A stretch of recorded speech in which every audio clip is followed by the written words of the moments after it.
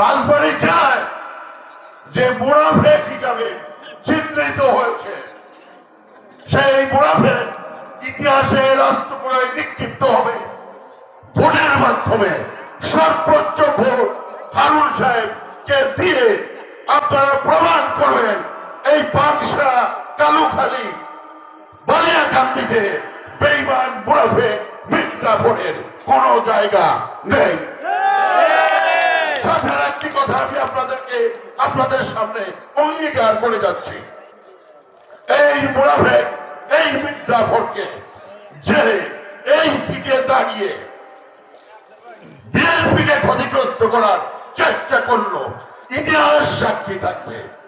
আমরা সেই মুনাফেকের সহযোগীদেরও ইনশাল্লাহ তারেক রহমান বিচার করবে, এটা আপনারা দেখতে পাবেন।